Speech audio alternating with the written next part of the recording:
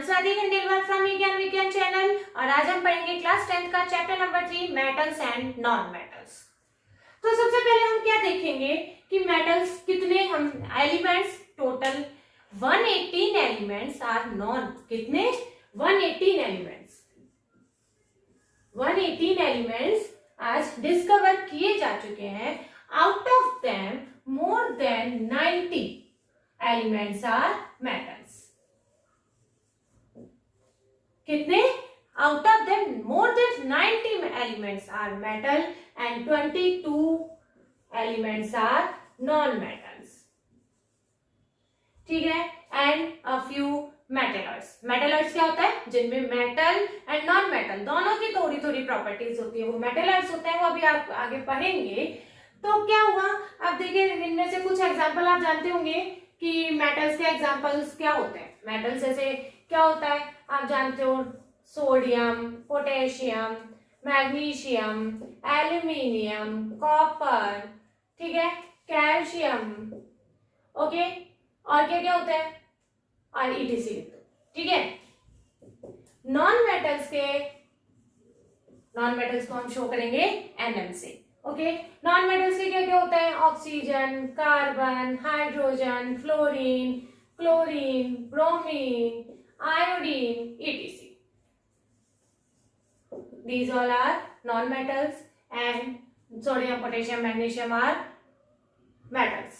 Okay, अब हम सबसे पहले पढ़ेंगे इस चैप्टर में जो आपको दिया गया है इनकी physical properties of the metals and the non metals. क्या होता है फिजिकल प्रॉपर्टीज में ये होता है कि उनका मेल्टिंग बॉइलिंग पॉइंट क्या है, उनके वो कंडक्शन कैसा करते हैं वो लोग, उनका कलर क्या होता है, उनको मतलब उनकी और मतलब हार्डनेस क्या होती है, जो हम देख भी सकते हैं कुछ और देखते हैं कि फिजिकल प्रॉपर्टीज क्या होती है। तो सबसे पहले हम देखेंगे फिजिकल प्रॉपर्टीज।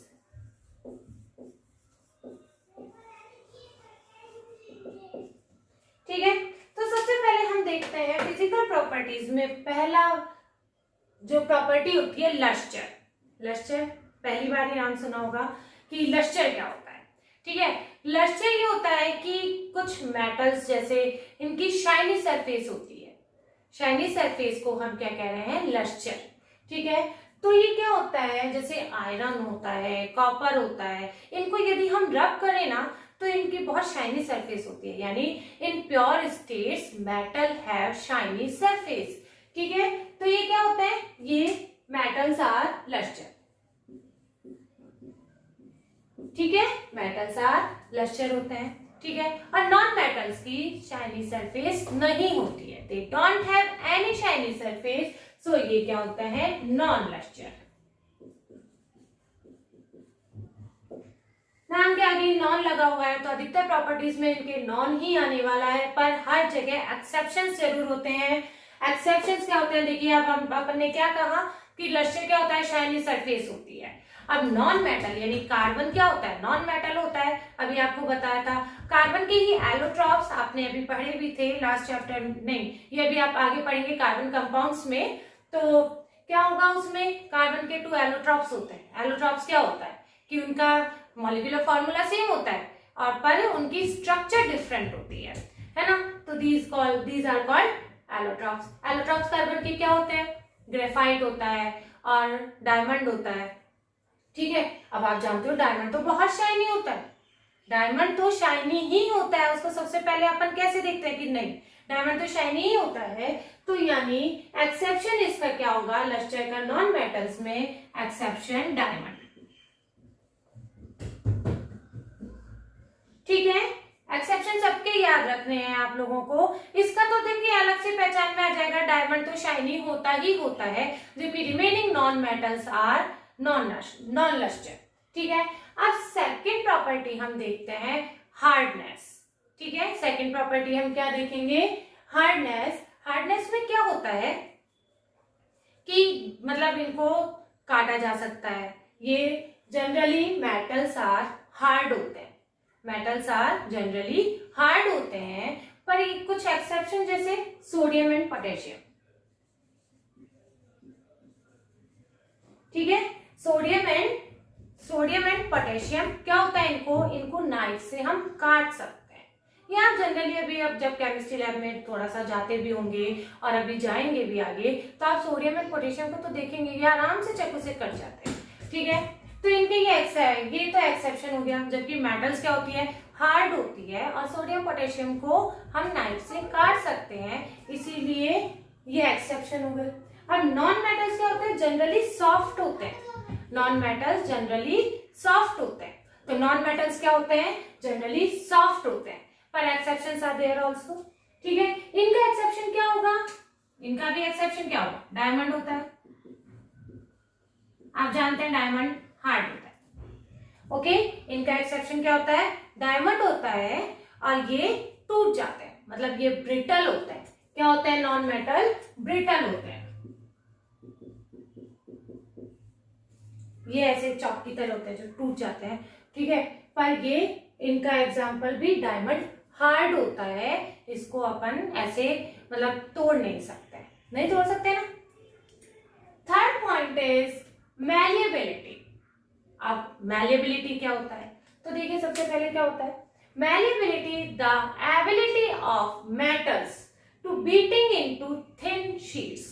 क्या होता है ये, the process of beating into thin sheets. क्या होता है, यानी हम मेटल्स को हैमर से तोड़ते जाए, करते जाए, हैमर से करते जाए, तो ये थिन शीट्स बनाई जा सकती है। इनकी थिन शीट्स मतलब बिल्कुल पतली सी लेयर एक बनाई जा सकती है। तो ये प्रॉपर्टी भी किस में होती है, मेटल्स में होती है। क्या होता है, मतलब जैसे मेटल्स आर मैलिएबल होता है, मेटल्स को हम क्या लिखेंगे, मैलिएबल। ठीक है, नॉन मेटल्स नॉन मैलिएबल।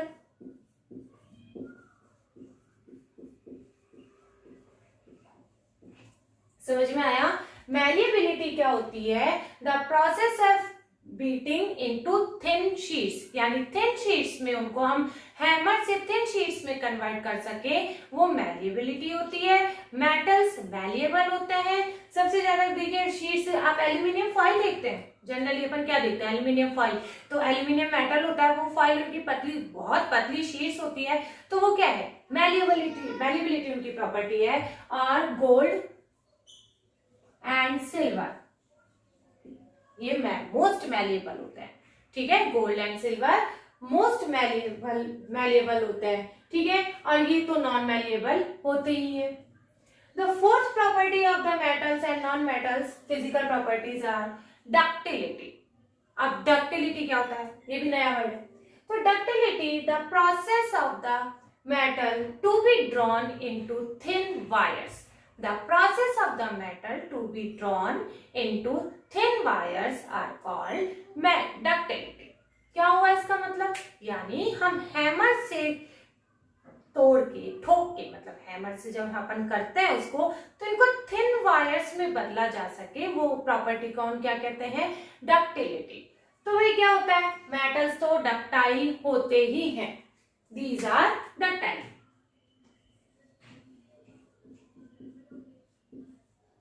ठीक है, मेटल्स डक्टाइल होते हैं और इनका भी गोल्ड और सिल्वर के वायर बनाए जा सकते हैं। गोल्ड और सिल्वर के वायर तो अपन ने देखते भी हैं जनरल लाइफ, नॉर्मल लाइफ में अपनी।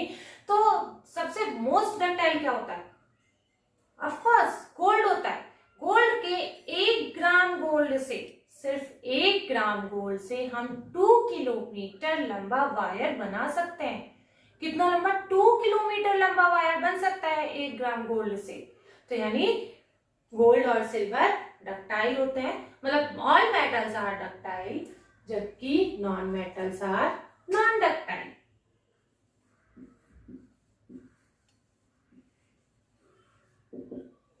ठीक है, non metals are non ductile. ठीक है, अच्छा, due to the malleability and the ductibility properties of the metal को हम किसी भी metal can be given different shapes according to our needs. क्या होता है, मैलिएबिलिटी और डक्टिलिटी प्रॉपर्टीज मेटल्स में होती हैं, उनकी वजह से ही हम मेटल्स को हमारे नीड्स में जितनी तरह की भी होती है, हम कितनी तरह की उनकी शेप्स में कन्वर्ट कर सकते हैं। मेटल की ये बहुत अच्छी प्रॉपर्टी होती है। ठीक है, तो डक्टाइल आपने देख ही लिया, गोल्ड और सिल्वर का, है ना, और ये नॉन डक्टाइल होते हैं। अब the fifth property of the metals and the non metals are the conduction. Conduction क्या होता है, उनमें इलेक्ट्रिसिटी पास होनी चाहिए, हीट एंड इलेक्ट्रिसिटी के वो कंडक्टर हैं या नहीं, उनमें से हीट और इलेक्ट्रिसिटी पास हो सकती है या नहीं, यही तो देखते हैं हम। तो metals are good conductor, metals are good conductor of the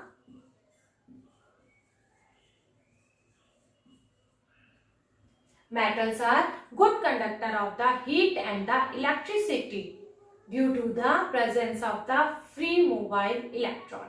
क्या होता है मेटल्स में, मेटल्स में इलेक्ट्रॉन्स होते हैं, ठीक है, फ्री इलेक्ट्रॉन होते हैं और उनकी प्रेजेंस की वजह से ही उसमें इलेक्ट्रिसिटी पास हो जाती है, ठीक है। और मेटल्स में बेस्ट कंडक्टर कौन होते हैं, silver and copper. Silver and copper are the best conductor of the heat and the electricity. Okay, non metals are the poor conductor, non metals are the poor conductor. और पर इसका भी exception है, यहाँ पर एक्सेप्शन क्या आएगा इसका, नॉन मेटल का ग्रेफाइट,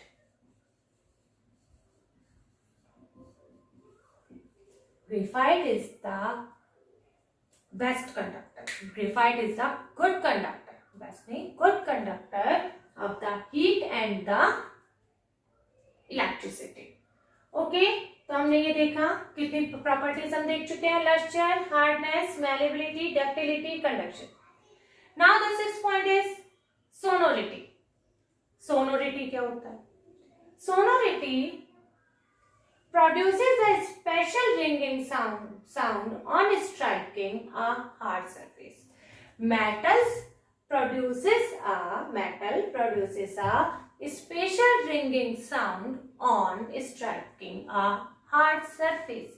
यानी क्या हुआ, हार्ड सरफेस से स्ट्राइक करने पर स्पेशल रिंगिंग साउंड जो होता है उसको हम सोनोरिटी कहते हैं। जैसे हम मंदिर में घंटा देखते हैं, मंदिर की घंटा, जो मंदिर की घंटी कुछ भी कह लीजिए, उसको हम जोर से स्ट्राइक करते हैं हार्ड सरफेस से तो एक आवाज आती है टन, सिंगिंग साउंड हो गया है ना, तो इसी को हम क्या कहते हैं, सोनोरिटी कहते हैं, ठीक है। तो produces a special ringing sound, singing sound नहीं sorry, ringing sound on striking a hard surface, उसको हम क्या कहते हैं, सोनोरिटी। मेटल्स आर सोनोरस,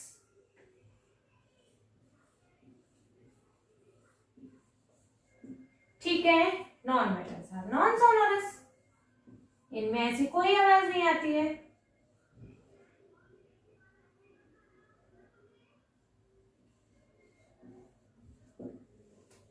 ठीक है, अब क्या होता है फिजिकल स्टेट। फिजिकल स्टेट में मेटल्स आर जनरली सॉलिड होता है, मेटल्स आर क्या होता है, जनरली सॉलिड होता है, पर इसका भी एक एक्सेप्शन है। एक्सेप्शन क्या आएगा इसका, मरकरी।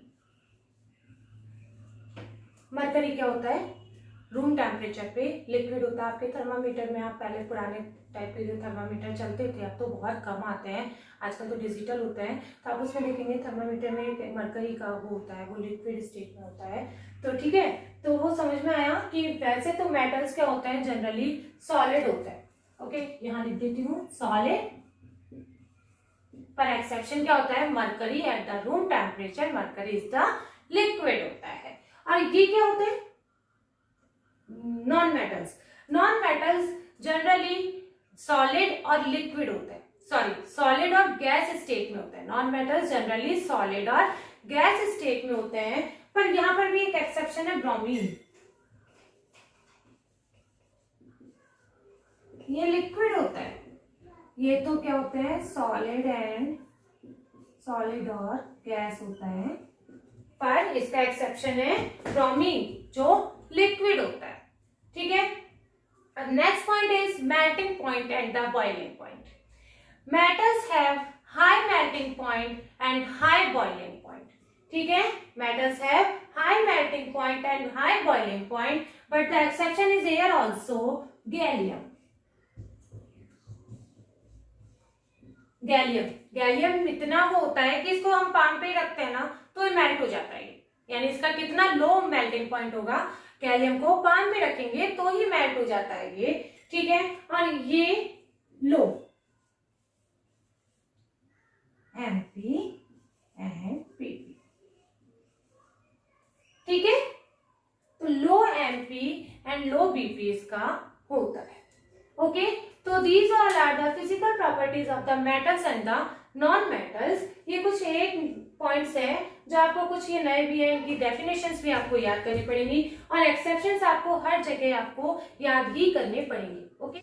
अब हम देखेंगे physical properties of the non metals and the metals की देखने के बाद अब क्या पढ़ेंगे हम, chemical properties of metals and non metals. तो केमिकली प्रॉपर्टीज देखने के लिए हम इनकी सबसे पहले रिएक्शंस देखेंगे कि metals and non metals oxygen के साथ किस तरीके से रिएक्ट करते हैं। तो first reaction of metals and non metals with oxygen. तो हमने देखो चैप्टर 1 में भी, शायद 1 में देखा था, तो 1 में हमने देखा था कि मैग्नीशियम की जब हमने ऑक्सीजन में बर्न किया था तो उसमें क्या बना था, मैग्नीशियम ऑक्साइड। याद है आपको, लेसन 1 में पढ़ा होगा आपने, याद कर लिया होगा अब तक। तो मैग्नीशियम की ऑक्सीजन के साथ रिएक्शन करवाई थी तो MgO बना था, यानी मैग्नीशियम ऑक्साइड बना था। इसी तरीके से सभी मेटल्स जब ऑक्सीजन के साथ रिएक्ट करते हैं तो क्या बनाते हैं, मेटल ऑक्साइड। क्या बनाएंगे इसको, यदि हम जनरल फॉर्मूले में लिखना चाहें तो मेटल प्लस ऑक्सीजन रिएक्ट करके क्या बनेगा, मेटल ऑक्साइड, ठीक है। क्या बना, मेटल की ऑक्सीजन के साथ रिएक्शन करवाई तो बनेगा मेटल ऑक्साइड, ठीक है। तो मेटल ऑक्साइड अब देखिए कुछ एग्जांपल देख लेते हैं। जैसे यदि मान लीजिए कॉपर की रिएक्शन हमने करवाई ऑक्सीजन के साथ, क्या बनेगा, CuO, copper oxide black colour का होता है, ठीक है। इसी तरीके से यदि हमने सोडियम की रिएक्शन यदि ऑक्सीजन के साथ रिएक्शन करवाई तो क्या बनेगा, Na2O, sodium oxide. Formula, chemical formula बनाना आप जानते होंगे, ऑक्सीजन की वैलेंसी 2 है और सोडियम की 1 है, तो 1 यहाँ पर आ जाती है, ऑक्सीजन की 2 यहाँ पर आ जाती है, तो Na2O बनता है, ठीक है। अब क्या होता है, ये all metal oxides are basic in nature. क्या होता है ये, all metal oxides are basic in nature which turn red litmus to blue. क्या करते हैं, बेस रेड लिटमस को ब्लू में चेंज कर देते हैं ना, तो ये क्या होगा, रेड लिटमस को ब्लू कर देंगे तो मेटल ऑक्साइड का नेचर बेसिक हो जाएगा।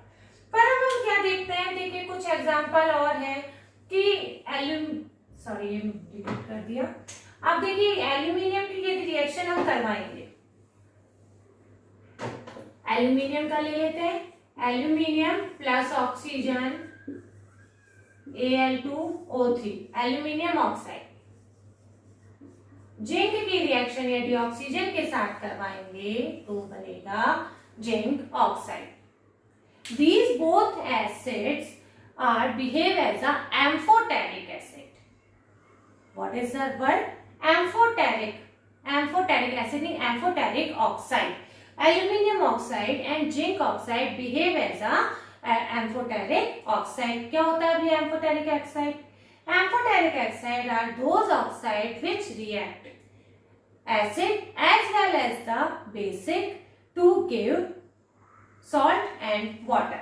क्या कह रहे हैं, एम्फोटेरिक एसिड ये होते हैं, एम्फोटेरिक ऑक्साइड ये होते हैं जो एसिड की तरह भी बिहेव करेंगे और बेस की तरह भी बिहेव करेंगे और क्या देंगे, सॉल्ट एंड वाटर।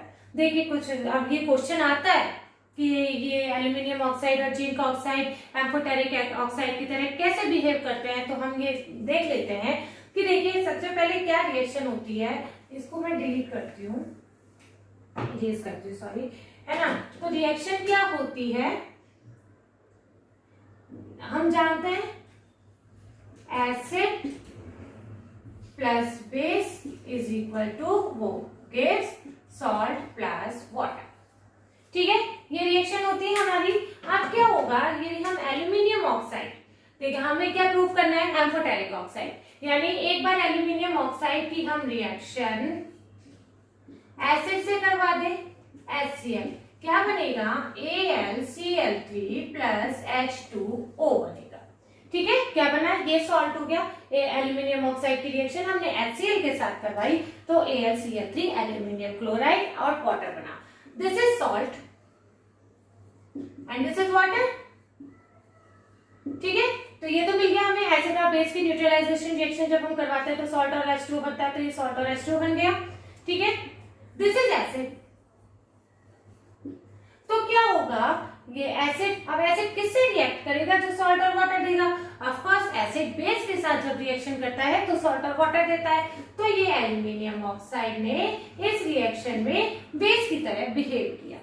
ठीक है, यहाँ पर एल्यूमिनियम ऑक्साइड ने क्या किया, बेस, एज अ बेस। ठीक है, अब इसी एल्यूमिनियम ऑक्साइड की हम रिएक्शन एक बार NaOH से करवा देते हैं। ठीक है, एक बार एसिड से करवाई, एक बार बेस से करवाते हैं, क्या बनेगा, sodium aluminate, NaAlO2 plus water. ठीक है, ये बना NaAlO2 सोडियम एल्यूमिनेट इसे हम कहते हैं, और ये क्या बनेगा, वाटर बनेगा। Again this is salt, this is water, okay, this is base, you know. तो अब क्या होगा, न्यूट्रलाइजेशन रिएक्शन में बेस किसके साथ रिएक्ट करके सॉल्ट और वाटर देता है, एसिड की तरह।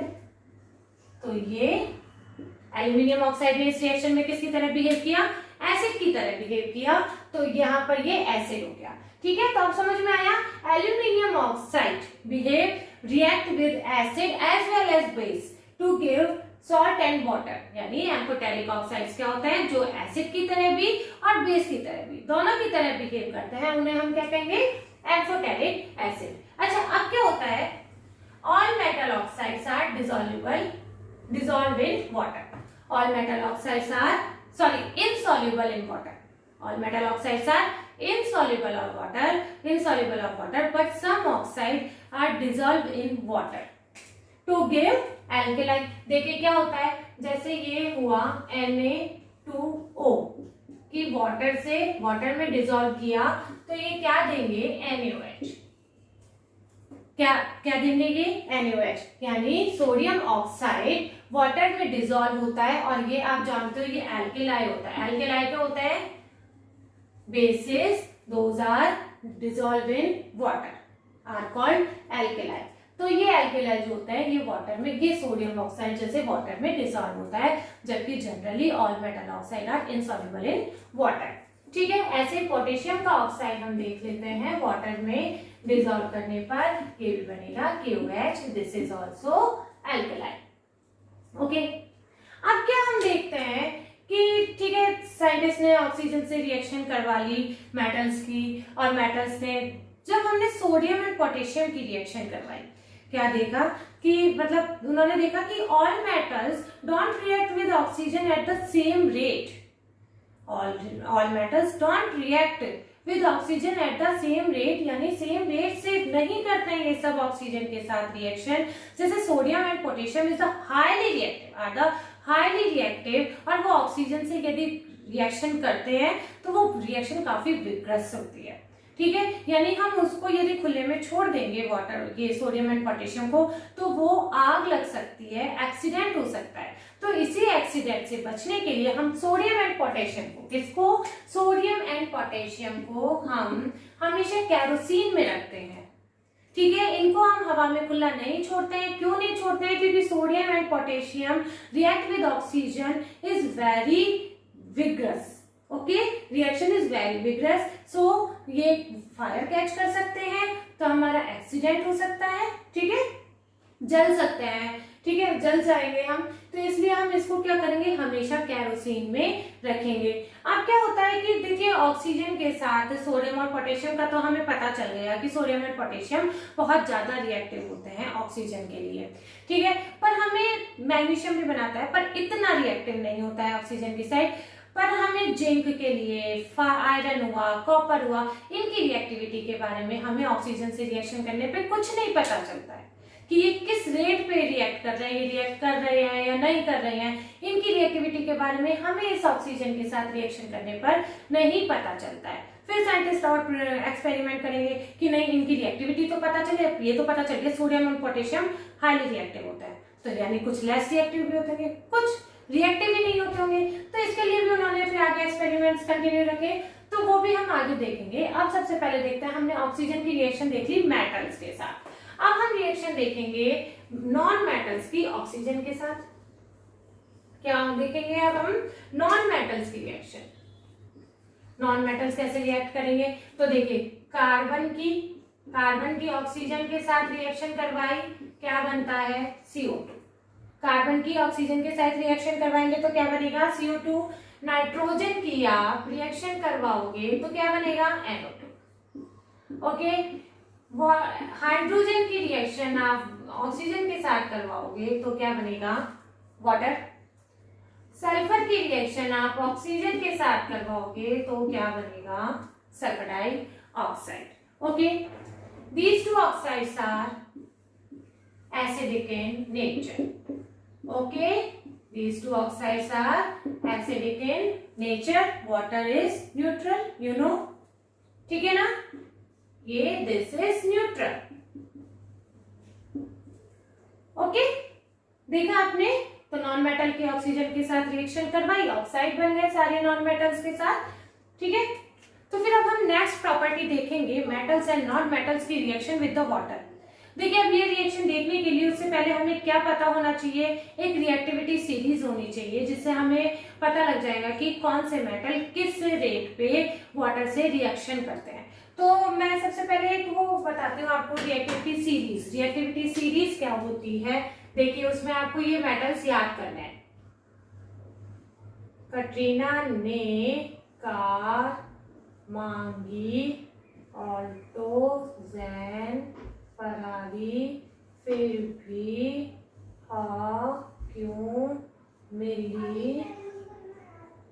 क्यों मिली सिल्वर ऑडी। ठीक है, ये एक है ना रिएक्टिविटी सीरीज है, ये इसी सीरीज में आपको याद करनी है। ठीक है, इसमें क्या होता है, इसको याद करने का तरीका मैं आपको बताती हूँ। जिस तरीके से आप देख रहे होंगे कि मैं एक सेंटेंस बोल के ये पूरा लिख रही थी। ठीक है ना। अब क्या होगा, ये देखिए यहाँ पर क्या होता है, ये मेटल्स ऊपर के मेटल्स तो हाईली रिएक्टिव होते हैं, बीच के होते हैं जो मॉडरेटली होते हैं, मतलब लेस रिएक्टिव होते हैं ये थोड़े,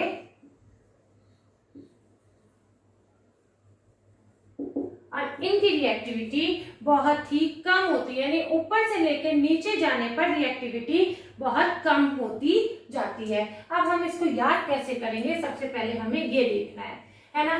तो देखिए याद करने के लिए एक तरीका है, एक सेंटेंस है, आप लोगों के ही अकॉर्डिंग है। जैसे भाई आप लोगों को आजकल गाड़ियों की लैंग्वेज बहुत अच्छी सी लगती है ना, गाड़ियां देख के आप तुरंत पहचान जाते हैं भैया ये गाड़ी आई है। हम लोग नहीं जानेंगे, आप लोग पहले जान जाते हैं कि भाई गाड़ियां। तो आप लोगों के अकॉर्डिंग ही देखिए सेंटेंस बनाया गया है। इसको पहले तो एक सेंटेंस आप याद करो, कटरीना ने कार मांगी, ठीक है, ऑल्टो जैन फरारी, फिर भी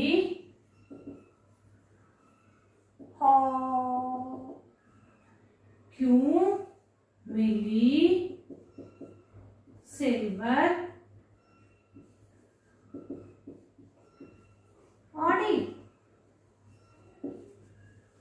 क्या सेंटेंस देखिए, सेंटेंस कटरीना ने कार मांगी सिल्वर ऑल्टो जैन फरारी, फिर भी थम्स अप, फिर भी क्यों मिली सिल्वर ऑडी।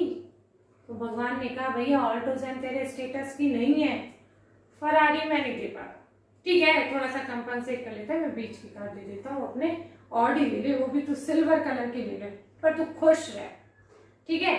पर हम तो कहेंगे ना क्यों मिली, है ना। तो फिर देखिए इस सेंटेंस को आप याद कर लीजिए, हंसिए मत, सेंटेंस को याद कीजिए इसको, इससे आपको ये सीरीज बहुत अच्छे से याद हो जाएगी। अब देखिए आपको इसमें क्या लेना है, कैसे।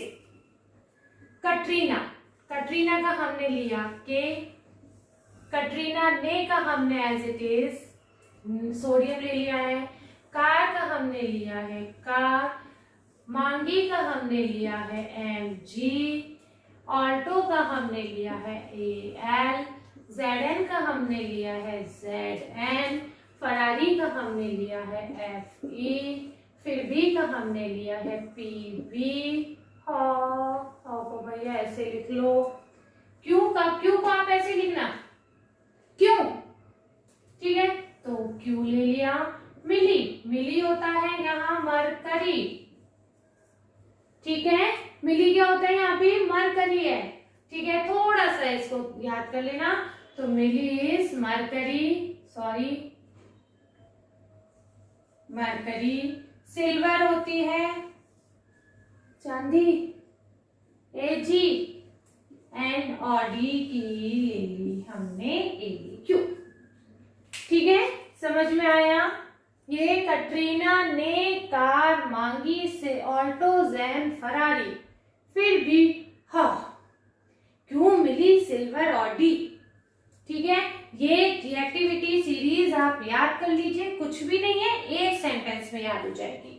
ओके, अब हम रिएक्शन देखेंगे इसकी, आप इसके साथ आराम से देख सकेंगे कि वाटर के साथ ये कैसे रिएक्ट करता है। तो अब हम रिएक्शन देखेंगे मेटल्स की वाटर के साथ। क्या देखेंगे, अब हम रिएक्शन देखेंगे मेटल्स की, reaction of metals with water, ठीक है। तो मेटल्स की वाटर से रिएक्शन करने पर हम जनरल एक बार रिएक्शन लिख लेते हैं। मेटल प्लस वाटर, पहले बनेगा metal oxide plus hydrogen gas. क्या बना, पहले metal oxide plus hydrogen gas बनती है, ठीक है। अब इसकी मेटल ऑक्साइड की ये फर्दर रिएक्शन कर जाता है वाटर के साथ, और क्या बनेगा, मेटल हाइड्रोक्साइड,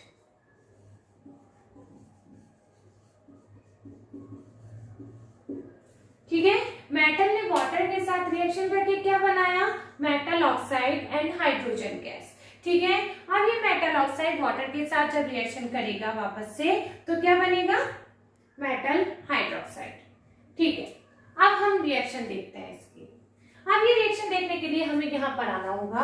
इस रिएक्शन को हम देखेंगे, कैसे देखेंगे, ये सोडियम एंड पोटेशियम, ये हमें ऑक्सीजन से रिएक्शन करने पर भी पता लग गया था कि ये भाई हाईली रिएक्टिव होता है, ठीक है। तो ये जब रिएक्शन करेंगे ऑक्सीजन के साथ, तो reaction is so violent, reaction is so violent. Sodium and potassium जब वाटर के साथ रिएक्शन करेगा, और इसमें वाटर को गर्म करने की जरूरत नहीं होती है, कोल्ड वाटर से, कोल्ड वाटर से ही रिएक्ट कर लेता है, ये इतने रिएक्टिव होते हैं। और क्या होती है कि ये फिर रिएक्शन इतनी एक्सोथर्मिक होती है, जो इनकी हाइड्रोजन गैस होती है वो उससे आग पकड़ लेती है। देखिए क्या रिएक्शन हुई, सोडियम की वाटर से रिएक्शन करवाई हमने, तो क्या बनेगा, NaOH प्लस वाटर, ठीक है। ऐसे पोटेशियम की वाटर से रिएक्शन करवाई, क्या बनेगा, potassium hydroxide plus H2 gas. और ये वाटर कोल्ड है, इतने रिएक्टिव होते हैं कि कोल्ड वाटर से ही रिएक्शन कर लेते हैं, पर ये reaction is so violent that ये हाइड्रोजन गैस जो निकली है, बॉन्ड H2 गैस, ठीक है, ये एक्सोथर्मिक रिएक्शन है, ये हाईली एक्सोथर्मिक रिएक्शन है, ठीक है। और ये इससे फिर आग पकड़ लेती है, ठीक है, ये आग पकड़ लेती है। अब ठीक है, अब हम करवाएंगे कैल्शियम की। कैल्शियम थोड़ा सोडियम एंड पोटेशियम से लेस रिएक्टिव है, तो ये रिएक्शन तो कर लेगा आराम से, कोल्ड वाटर से ही रिएक्शन कर लेगा, और क्या बनाएगा, CaOH का और ट्वाइस प्लस हाइड्रोजन गैस, ठीक है। एक्सोथर्मिक होती है, ये रिएक्शन भी एक्सोथर्मिक होती है, पर इसमें इतनी एनर्जी नहीं निकलती कि जिससे हाइड्रोजन गैस आग को पकड़ ले, ठीक है, यानी हाइड्रोजन गैस फायर को कैच नहीं करेगा। अच्छा, ये कैल्शियम के जो होते हैं ना, फिर ये वाटर की सरफेस पे मतलब ये फ्लोट करने लगता है। क्यों फ्लोट करते हैं? क्योंकि हाइड्रोजन गैस के बबल्स बनने लग जाते हैं और जो मेटल की सरफेस से चिपक जाते हैं। क्या होगा? ये जो हाइड्रोजन गैस के बबल्स बनते हैं ये मेटल की सरफेस से चिपक जाते हैं और ये फ्लोट करने लगते हैं। ओके, ठीक है, ये कैल्शियम हाइड्रोक्साइड की हो गई। अब हम नीचे आए मैग्नीशियम की रिएक्शन। मैग्नीशियम बहुत इनके कंपैरेटिवली कम रिएक्टिव होता है, तो ये ठंडे पानी से रिएक्ट नहीं करेगा। यानी magnesium doesn't react with the cold water, it react with the hot water. Magnesium ये होगा हॉट वाटर के साथ रिएक्शन करेंगे, मैग्नीशियम का हाइड्रोक्साइड बनेगा और H2 गैस बनेगी। ठीक है, due to the formation of the hydrogen gas magnesium metal is also floating. ठीक है, क्या करती है ये फ्लोट करती है। क्यों? हाइड्रोजन गैस के बबल्स की वजह से, क्योंकि हाइड्रोजन गैस के बबल्स पे ये मेटल चिपक जाती है, मेटल की सरफेस पे हाइड्रोजन गैस के बबल्स चिपक जाता है और ये फ्लोट करने लगती है। ठीक है, ये मैग्नीशियम का हो गया।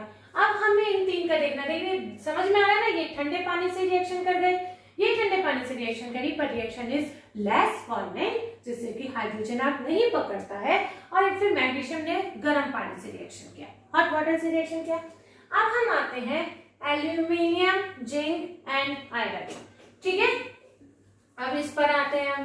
तो ये क्या करते हैं? देखिए ये क्या होगा, ठंडे पानी से कोल्ड वाटर से भी रिएक्शन नहीं करेंगे, हॉट वाटर से भी रिएक्शन नहीं करेंगे। अब आप कहेंगे रिएक्शन ही नहीं करेंगे, नहीं, रिएक्शन नहीं करेंगे, पर किससे करेंगे? स्टीम से। किससे करेंगे? स्टीम से रिएक्शन करते हैं। और ये देखिए एल्यूमिनियम की जब वाटर से रिएक्शन करवाएंगे तो ये इनमें ये वाला स्टेप नहीं होता है, हाइड्रोक्साइड नहीं बनेगा, यानी सिर्फ मेटल ऑक्साइड बनेगा। ठीक है, क्या बन रहा है? ये metal oxide plus hydrogen gas. ठीक है, सेकंड स्टेप इनमें नहीं होगी। एल्यूमिनियम की वाटर ये स्टीम है, स्टीम से रिएक्शन करवाई, एल्यूमिनियम ऑक्साइड प्लस हाइड्रोजन बना। ऐसे ही आयरन की रिएक्शन जब वाटर स्टीम से करवाई जाएगी तो क्या बनेगा? ये Fe3O4 बनेगा। ध्यान रखना, Fe2O3 नहीं बन रहा है, यहाँ पर Fe3O4 बन रहा है और प्लस हाइड्रोजन गैस। ठीक है, ये हाइड्रोजन गैस निकल गई। ठीक है, अब इन दोनों ने भी स्टीम से रिएक्शन कर ली। अब ये जो आता है लेड हुआ, कॉपर, मरकरी, Ag, Au, ये सब वाटर से रिएक्शन नहीं करते हैं। अब क्यों नहीं करते हैं इसका भी रीजन आपको बताती हूँ। आपने डिस्प्लेसमेंट रिएक्शन पढ़ी थी। डिस्प्लेसमेंट रिएक्शन में क्या होता है? More reactive metal displaces the less reactive metal. ठीक है, तो ये देखिए ये सब हाइड्रोजन के ऑलमोस्ट इक्वल सा रिएक्टिव होता है और ये कॉपर, Hg ये सब लेस रिएक्टिव होते हैं हाइड्रोजन से। तो ये वाटर मॉलिक्यूल में से, वाटर मॉलिक्यूल क्या होता है? H positive, OH negative. यदि ये देखिए ये कॉपर की H पॉजिटिव OH नेगेटिव से रिएक्शन करवाई जाएगी तो क्या होगा? इसका मोर रिएक्टिव होना जरूरी है ना? Copper should be more reactive than hydrogen, but ये होता ही नहीं है, तो ये हाइड्रोजन को कैसे डिस्प्लेस करेगा? नहीं करेगा ये हाइड्रोजन को डिस्प्लेस, है ना? तो इसलिए ये सब मेटल्स हाइड्रोजन से लेस रिएक्टिव होते हैं, तो हाइड्रोजन पॉजिटिव आयन को डिस्प्लेस नहीं कर सकते हैं, इसलिए इनकी रिएक्शन वाटर से होती ही नहीं है। ठीक है, रीजन आपको समझा दिया है क्यों नहीं होती है, क्योंकि ये लेस रिएक्टिव है, इट इज मोर रिएक्टिव। ठीक है, अब हम नेक्स्ट देखते हैं मेटल्स की रिएक्शन एसिड के साथ। मेटल्स की रिएक्शन एसिड के साथ, तो देखिए जब मेटल रिएक्शन करेगा किसके साथ? एसिड, क्या बनेगा? Salt plus hydrogen gas. Metal acid से रिएक्शन करके क्या बनाएगा? Salt plus hydrogen gas. आपने लेसन 1 में पढ़ा था जिंक की यदि हम डाइल्यूट H2SO4 से रिएक्शन करवा दें, क्या बनेगा, zinc sulphate plus hydrogen gas. ऐसे ही यदि जिंक की हम डाइल्यूट HCl के साथ रिएक्शन करवा दें, क्या बनेगा, जिंक क्लोराइड और हाइड्रोजन गैस। ठीक है, अब आगे क्या है आपके इसमें, metals don't react with the HNO3। किसके साथ नहीं रिएक्शन करेंगे, ये HNO3 के साथ, यानी नाइट्रिक एसिड के साथ रिएक्शन नहीं करते हैं। क्यों नहीं करते हैं नाइट्रिक एसिड के साथ रिएक्शन, क्योंकि nitric acid is the strong oxidising agent.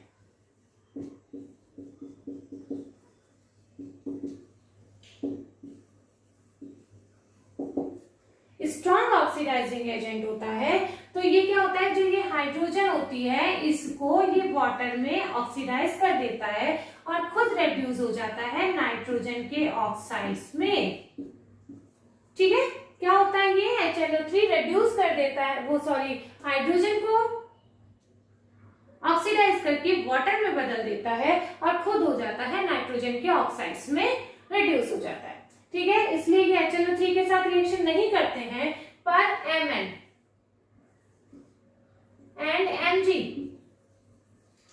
HNO3 के साथ रिएक्शन करते हैं और हाइड्रोजन गैस देते हैं।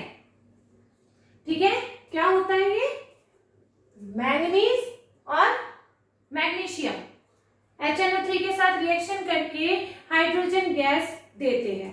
ठीक है, अब क्या होता है, यानी हाइड्रोजन से ऊपर वाले सारे मेटल्स हाइड्रोजन गैस देंगे।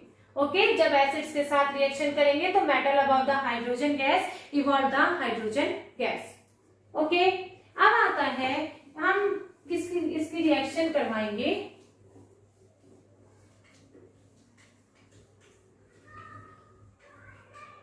अदर मेटल सॉल्ट के साथ।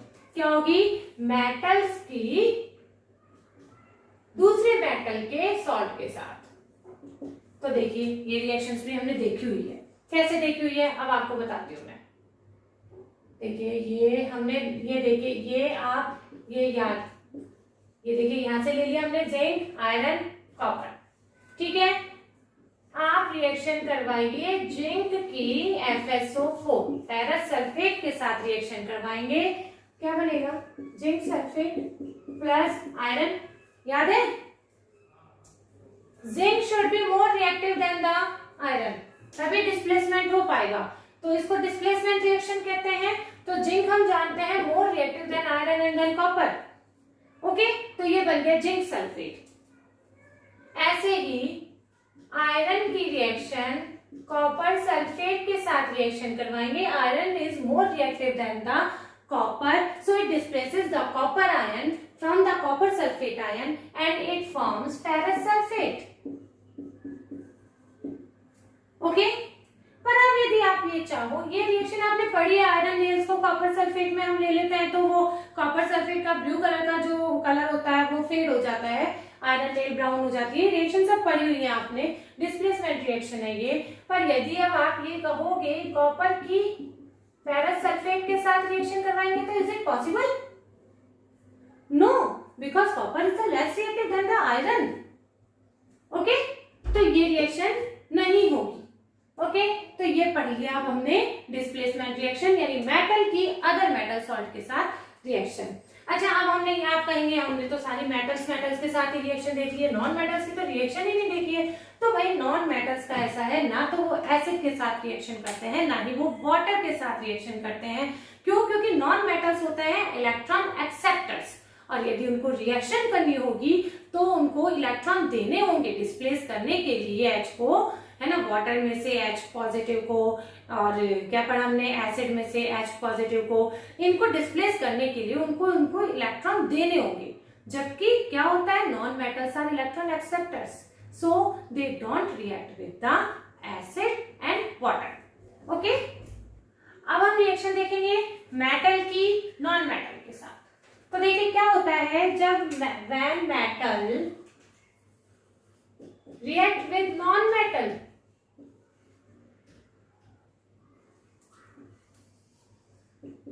gives salt, क्या होगा, मेटल जो नॉन मेटल के साथ रिएक्ट करेगा तो क्या देता है, सॉल्ट देता है। एग्जाम्पल देख लेते हैं। एग्जाम्पल तो देखिए, सोडियम की नॉन मेटल इज क्लोरीन, क्या बनेगा, सॉल्ट। सब जानते हैं। सबसे पहले केमिस्ट्री स्टार्ट करते हैं, NaCl से शुरू करते हैं, NaCl। और अभी NaCl के ऊपर तो पूरा लास्ट वीडियो में भी हमने पूरा पढ़ा है, व्हाट इज दिस सॉल्ट, इससे क्या क्या हो सकता है। अब हम देखते हैं कि NaCl का फॉर्मेशन क्या होता है, ठीक है, कैसे होता है, मतलब क्या होता है। सोडियम का इलेक्ट्रॉनिक कॉन्फ़िगरेशन क्या होता है, 281 होता है ना, और क्लोरीन का इलेक्ट्रॉनिक कॉन्फ़िगरेशन क्या होता है, 287 होता है। ओके, अब देखते हैं 281, ठीक है। स्टेबल होने के लिए क्या करेगा, जिससे अपने भाई ऑक्टेट अपने कंप्लीट रहे तो एक इलेक्ट्रॉन दे देगा, है ना। एक इलेक्ट्रॉन देने के बाद ये क्या बनाएगा, Na positive plus electron, this is cation, ठीक है। ये कैटायन बन गया, Na ने एक इलेक्ट्रॉन दे दिया और Na पॉजिटिव बन गया, क्योंकि ये देखिए ना 1 इलेक्ट्रॉन ही है, तो ये 1 इलेक्ट्रॉन देके 28 इसका कंप्लीट हो जाएगा। ऐसे ही जब क्लोरीन का लेंगे हम, क्लोरीन का क्या होता है, 287, 7 यानी एक इलेक्ट्रॉन कम है इसका ऑक्टेट कंप्लीट करने के लिए, तो ये क्या करेगा, एक इलेक्ट्रॉन एक्सेप्ट कर लेगा, ठीक है, और ये क्या बन जाएगा, एनायन, ठीक है, ये एनायन बन गया। तो अब यही कैटायन और ये एनायन रिएक्ट करेंगे आपस में। कैसे रिएक्ट करेंगे, देखिए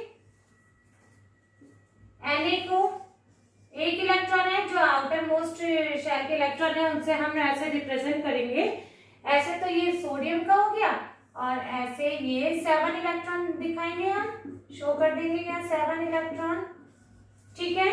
इसका ये इलेक्ट्रॉन ये इसको दे देगा, क्या करेगा, ये इलेक्ट्रॉन ये इसको दे देगा, तो ये पॉजिटिव बन जाएगा, और ये देखिए ऐसे शो करेंगे हम, ये इसका ये जो इलेक्ट्रॉन है सोडियम का ऐसे आ जाएगा, है ना। ये इसने एक इलेक्ट्रॉन ले लिया और इस तरीके से ये NaCl बन गया अपना। अच्छा चलिए भाई, NaCl देख लिया, अब हमको क्या, अब हम दूसरा एक और देख लेते हैं, MgCl2 कैसे बनता है। Mg का क्या होता है, कितना होता है एटम नंबर, 12, तो 282, ठीक है। तो भाई इसके लिए क्या होगा, ऑक्टेट इसका कंप्लीट रहे उसके लिए ये क्या करेगा, अपने जो 2 इलेक्ट्रॉन है ये उनको दे देगा, तो ये 2 इलेक्ट्रॉन देके Mg+2 में, और यहाँ 2 इलेक्ट्रॉन, दिस इज कैटायन, ठीक है। अब क्या होगा, ऐसे ही क्लोरीन का देखा 287, एक इलेक्ट्रॉन लेने की रहती है इसमें, सॉरी प्लस इलेक्ट्रॉन, तो ये ले लेगा, यदि हम 2Cl लेंगे तो 2 इलेक्ट्रॉन ले लेंगे ये, और Cl2 हो जाएगा, है ना, 2Cl हो जाएगा। अब इसी तरीके से फिर ये Mg के इलेक्ट्रॉन शो किए, ये Cl और ये 2Cl हमने ले लिए, ठीक है। यहाँ मत शो करिए आप 2, यहाँ शो करिए, यहाँ पर ने एक क्लोरीन का नेचर दिखाया कि वो भाई इलेक्ट्रॉन एक्सेप्टर होता है, और ऐसे एनायन, दिस इज एनायन, ठीक है। यहाँ किया, यहाँ इसका एक और इलेक्ट्रॉन, यहाँ इसका एक और इलेक्ट्रॉन, ये क्या होगा, एक इलेक्ट्रॉन यहाँ दे देगा, और ये यहाँ एक इलेक्ट्रॉन दे देगा, क्या बनेगा, Mg+2 Cl, ये 2 दिखाए, ये 4 5 6, ठीक है, ये 2 एटम्स जो है क्लोरीन के, तो ये हो गया है MgCl2। कैसे बन गया, पता चल गया आप लोगों को, है ना, Mg+2, और ये क्लोरीन हो गया है, इस पे माइनस चार्ज है, ओके, ठीक है ना। अब क्या होता है,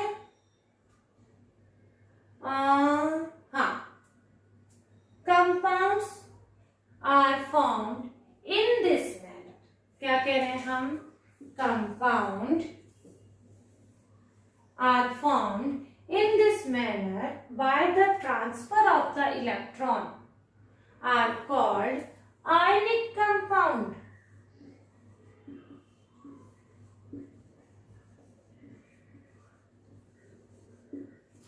Which compounds? Ionic compound, है ना? तो क्या रहेगा? Compounds which are formed in this manner by the transfer of the electrons are the called ionic compound. Ionic compound ये समझ में आया ना? अब इनमें क्या होता है, ये आयनिक कंपाउंड में ये जो बॉन्ड होता है, ये जो इलेक्ट्रॉन्स के लेने से देने से ट्रांसफर ऑफ इलेक्ट्रॉन से बना है, यानी अपोजिटली चार्ज हैं ये, तो इनमें क्या होता है, स्पेशल अट्रैक्शन फोर्स होता है, ठीक है, फोर्स ऑफ अट्रैक्शन होता है, तो उससे ये बंधे हुए होते हैं, उसको हम कहते हैं ionic bond, and these compounds are called ionic compound, ठीक है। तो these are very strong which is the due to the presence of the electrostatic bond, ठीक है। अब हम देखते हैं प्रॉपर्टीज ऑफ आयनिक कंपाउंड्स, ठीक है। प्रॉपर्टीज ऑफ आयनिक कंपाउंड्स में सबसे पहले हम देखेंगे फिजिकल नेचर, ठीक है। तो फिजिकल नेचर में हम देखेंगे ionic compounds are generally solid और hard. Ionic compounds are generally solid and hard because of the presence of the attraction forces between the cation and the anion। जो इनमें cation and anion होता है, इसमें इनके बीच में स्ट्रॉन्ग इलेक्ट्रोस्टैटिक बॉन्ड होता है, इलेक्ट्रोस्टैटिक फोर्सेस होते हैं अट्रैक्शन की वजह से, तो इसलिए ये सॉलिड होते हैं और ये हार्ड होते हैं, ठीक है। पर ये ब्रिटल भी होते हैं, ठीक है। ये these compounds are brittle, और ये जब प्रेशर अप्लाई किया जाता है इन पे तो ये तोड़े जा सकते हैं, ठीक है। तो फर्स्ट फिजिकल नेचर हमने पढ़ा, सेकंड इनका पढ़ेंगे हम melting point and boiling point. Melting point and boiling point, ionic compounds have high melting point and high boiling point. अब क्यों चाहिए इनको हाई? जैसे हमने अभी पढ़ते आए, हमने इनमें अट्रैक्टिव फोर्स होता है, काफी स्ट्रांग होता है वो, तो उनका क्या होता है, उनको तोड़ने के लिए हमें कंसिडरेबल अमाउंट ऑफ एनर्जी चाहिए होती है, यानी एनर्जी हमें थोड़ी ज्यादा चाहिए होती है, तो इसलिए इनका हाई एमपी और हाई बीपी होता है, मतलब बीपी मतलब बॉइलिंग पॉइंट और मेल्टिंग पॉइंट इनका हाई होता है। थर्ड,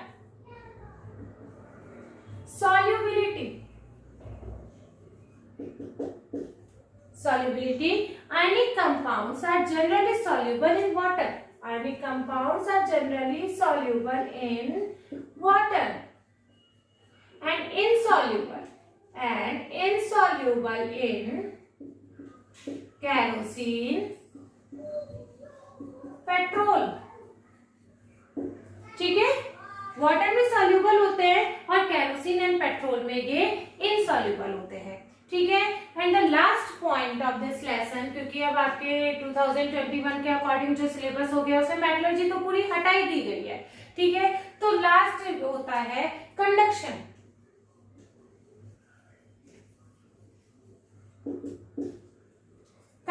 कंडक्शन में क्या होता है, देखिए ionic compounds are the good conductor of the electricity. अब क्यों होता है, देखिए जब भी किसी कहीं पर हमें किसी भी सॉल्यूशन में हमें इलेक्ट्रिसिटी पास करते हैं तो उसमें क्या होता है, जो कैटायन और एनायंस होते हैं वो आयंस अपने अपोजिटली चार्ज कैथोड और एनोड की साइड चले जाते हैं, जिससे इलेक्ट्रिसिटी पास होती है। तो इनमें तो ऑलरेडी आयंस तो होते ही हैं, इसलिए ये आयंस जब इनका सॉल्यूशन होता है वाटर में डिसॉल्व किए जाते हैं तो ये आयंस फ्री होते हैं और ये अपोजिटली चार्ज जैसे कैथोड पे और एनोड के पास चले जाते हैं, तो ये गुड कंडक्टर होते हैं, इनमें इलेक्ट्रिसिटी पास होती है। पर ये सॉलिड स्टेट में इलेक्ट्रिसिटी पास नहीं की जा सकती, क्योंकि सॉलिड स्टेट में ये इतने स्ट्रांगली बॉन्डेड होते हैं कि इनमें आयंस फ्री नहीं होते हैं मूव करने के लिए, तो इसलिए ये इलेक्ट्रिसिटी पास नहीं कर पाते हैं। पर मॉल्टन स्टेट में ये इनमें इलेक्ट्रिसिटी पास हो जाती है और these are the conductor, good conductor of the electricity, क्योंकि मॉल्टन स्टेट में जब ये आयंस फ्री हो जाते हैं मूव करने के लिए और वो आयन पास हो जाने की वजह से इलेक्ट्रिसिटी मतलब मूव हो जाने की वजह से इलेक्ट्रिसिटी पास हो जाती है मॉल्टन स्टेट में, सॉलिड स्टेट में नहीं होती है। आयनिक कंपाउंड्स की ओनली 4 प्रॉपर्टीज, मतलब फिजिकल नेचर पढ़ा हमने, melting point and boiling point पढ़ा हमने, सॉल्युबिलिटी पढ़ी एंड कंडक्शन पढ़ा। ठीक है, तो आपके 2021 में जो सिलेबस आ रहा है उसके अकॉर्डिंग आपका लेसन यहीं पर ही खत्म होता है। ओके, अब यदि आपको ये वीडियो पसंद आया है तो प्लीज प्लीज प्लीज लाइक कीजिए, सब्सक्राइब कीजिए मेरे चैनल को, और पसंद आता है तो अपने प्लीज फ्रेंड्स के बीच में शेयर करिए। ठीक है, आपके एक लाइक से हमें बहुत मोटिवेशन मिलता है। So please like and subscribe ज्ञान विज्ञान चैनल। ओके।